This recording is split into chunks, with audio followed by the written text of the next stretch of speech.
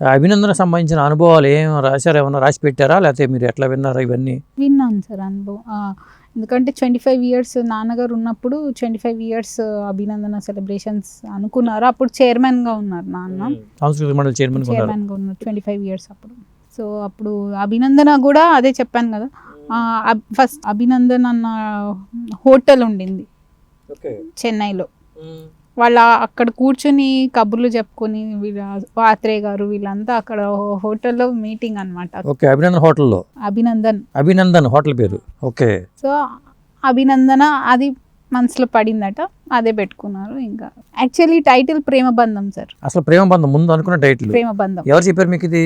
నాన్నే. మరి ప్రేమ బంధాన్ని ఎందుకని అభినందనగా మార్చారు? అదే అంటే ఒక సెంటిమెంట్ ఉంటుంది కదా సార్, 4 ఇయర్స్ ఆగింది. ఓకే. సో టైటిల్ మార్చారు. టైటిల్ అంటే వాళ్ళు ఇళయరాజు గారు ఫీల్ అవ్వలేదా సినిమా షూటింగ్ లేకుండా నువ్వు రిలీజ్ చేయటం ఏంటి? ఏమనలేదు, కాకపోతే ఒక పాట వంశీ గారికి ఇచ్చేసారు సార్. అప్పుడు మా నాన్నగారు లేదు నువ్వు నా పాట, నేను. ఏ పాట అది? ఎదుటా నీవే. ఎదుటా నీవే. మీకు సంగీతం వచ్చా? రాదు. ఎదుటా నీవే పాట అన్వేషణ సినిమాకి ఇచ్చారు వంశీ గారికి. అయితే మా నాన్న నువ్వు ఏది పెట్టుకున్నా నేనైతే ఇదే పాట పెట్టుకుంటాను, నువ్వు ఫస్ట్ నువ్వు నాకు ఇచ్చావు కాబట్టి నేను ఇది. అంటే అన్వేషణలో ఉంది, దీంట్లోనూ కూడా ఉందా?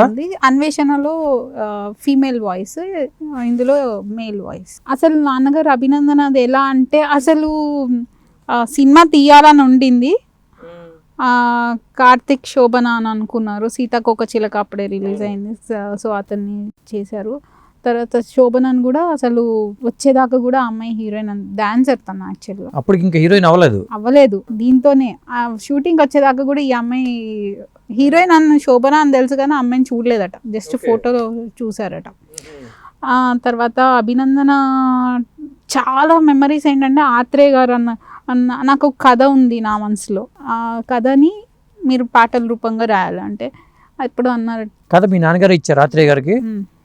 ఇది చాలా స్లో సబ్జెక్ట్ ఏమో, మీరైతే మాటలు రాయండి, స్లో సబ్జెక్ట్ అయినా అది జనాలకు ఖచ్చితంగా వెళ్తుంది, మనం ఒక మంచి మెసేజ్ ఇద్దాం మీ మాటలతో అని మాటలు రాయించారు. తర్వాత పాటలు ఫస్ట్ ఆయన రాసిన దానికి ఈయన ట్యూన్స్ చేసి ఇచ్చారు.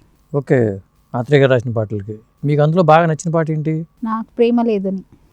ప్రేమ లేదని, ప్రేమించరాదని చాలా ఇష్టం, నాన్నకి అదే ఇష్టం. ఓకే, నాకేమో మంచు కురిసేవాళ్ళలో ఇష్టం, మరి ఎందుకనో.